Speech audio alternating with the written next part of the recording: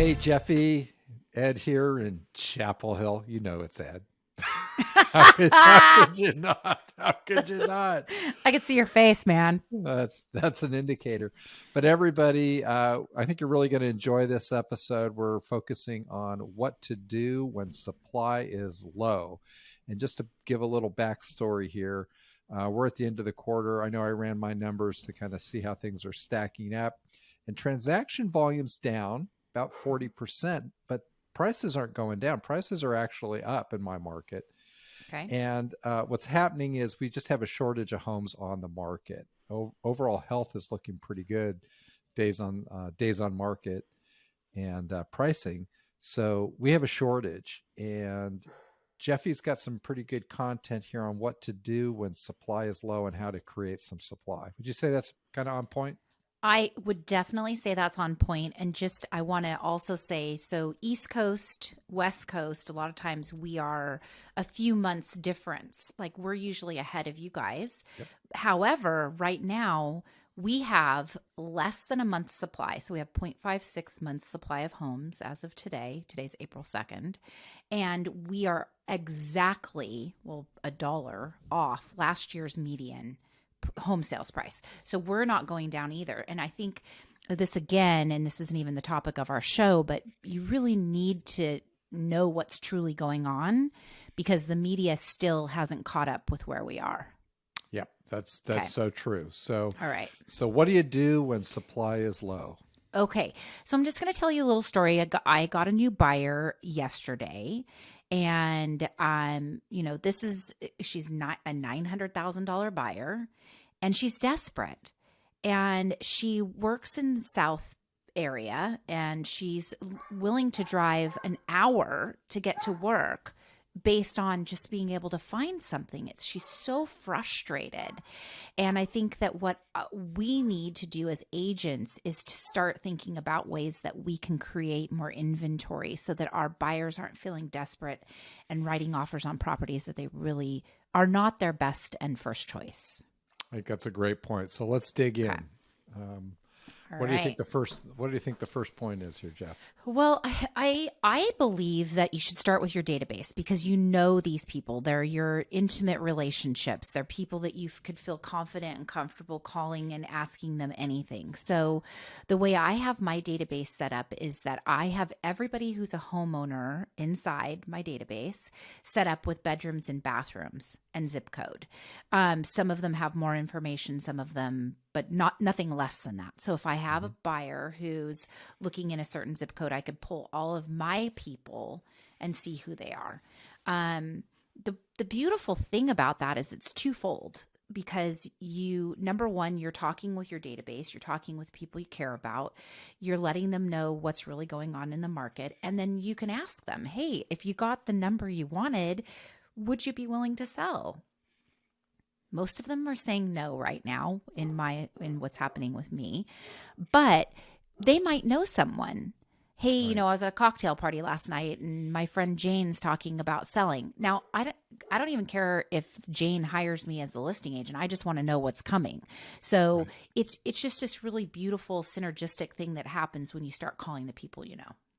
Yeah, I think that's a really good point to lean into Mm-hmm. those relationships and expand that conversation.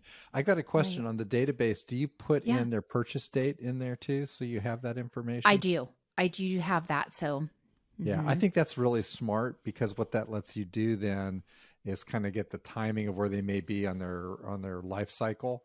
The Yeah. average American moves about every 8 years. Yep. So you can go back and kind of look at just the law of averages if you're looking for a Right. particular buyer that if their timing might be up. So that kind of helps too. But I think that's a Yeah. great point. So that's Yep. number one, lean into your database. Yes, What's the next exactly. point, Jeff? So, is there a home in your farm area that would be a good match for your potential buyers? Joe, and I will say Joe, my business partner. I think at this point you know who Joe is, but Joe, my business partner, Right. is incredible at working our farm. He takes his dog Henry every day for a walk. He walks all through the area that he farms, and he has just organically met some incredible people. Goes to the dog park together with them. They chat. He drops off things at their houses. So he can, when he's walking, go, hey, Jefi and I have a buyer for the neighborhood that's looking for blank, blank, blank. Do you know of anybody? And it's not like he's walking up and knocking on their door and going, hey, I'm looking for a 3-bedroom, 2-bathroom in this neighborhood. No, he's already built rapport and a deeper level of friendships with these people, which is great. That's really smart. I like that. Yeah. The other thing you can do too, because I'm a little bit, there are people who door knock and there are people that don't. Joe door knocks. I do not. It's just not my personality. It's not what I like to do. But I don't think either is right or wrong or better or worse. It's just whatever's best for your personality.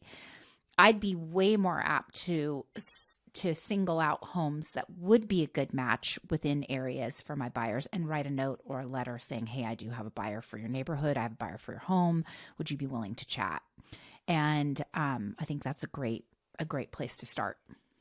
It's funny. I'm probably a little bit more like Joe in that regard. Yeah. I had a situation come up in my farm area. My wife, Lynn, she was walking Ginger, our dog, and there was a new home being constructed, and she ran into the neighbors who lived next door to it. And they were discussing that, their plans are to go to a retirement area. And so when Lynn told me that, I said, okay. And I just went and knocked on their door and wanted to know what was going on, because I do have a couple buyers that could be interested. And so now I'm in the loop with them. So you kind of look for those opportunities, but I was able to reference the conversation, right, and do that. So I kind of like hitting the door cold. I know. Me too. You and Joe. Oh my gosh. Hey, the other thing is that I just sold a property in La Jolla, and the listing agent, when I did my final walkthrough, said, hey, do you know of anybody that is interested in this building again? Because I got another listing here. And I'm all, oh, wow, that's great. What'd you do? Well, he had sent out a letter saying, hey, I sold this house. This is when I sold it. This is what I sold it for. And this is how many offers I had. And I need another home to put this buyer in. And it's something we've talked about. This is not new information, which is so funny because none of this is new information. It's just, are you willing to do the information? Right. Are you willing to put it into practice? Yeah. None of it's new. It's fundamental. And when and when the market kind of shifts, you got to get back to the fundamentals. That's right. And I love that story, the La Jolla story, because what that agent did is he just didn't say, oh, I sold this home. He said, oh, I sold this home and I had this many offers. I need another property to satisfy this demand. Yes. That's the mental leap that he made. Right. Off of a very old school, just sold, just listed, postcard, right? He took it to the next level. I love that. And I think how you make that work for your business, and I'm going to do this now, is you make it part of the process. Right. To where it goes out. And he shared that information, which is brilliant.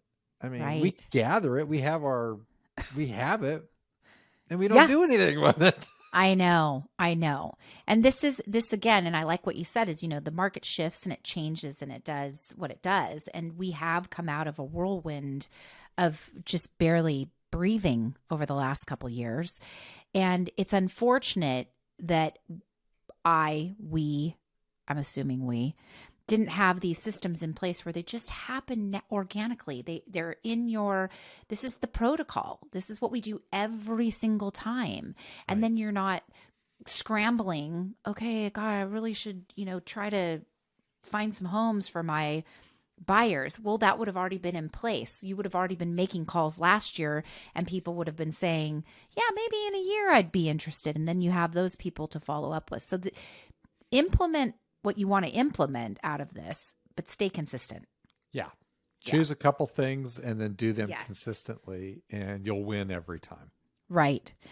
Okay. Keeping it moving. I know this one is not your favorite, but expireds. Now it's not my favorite either, Ed. Yeah. For real. Yeah. I'm But not an expired guy, but there's a spin on this that works. But go ahead. right. So for me, if there are expireds that are within the last year or two, even that haven't been listed, obviously, call that agent. Let them know that you have somebody, because then that agent will have the opportunity to get in touch with their client, or they can tell you the story. Maybe the seller decided not to sell because they didn't get the job transfer. You just don't know. But what you're doing is you're building rapport with agents, and that agent who has a listing in the area that you want to have your buyer is going to know possibly if there are more listings coming up in that area. So it's twofold. It's maybe this house will be available, and it's also, hey, let's build a relationship because I have a buyer with a need.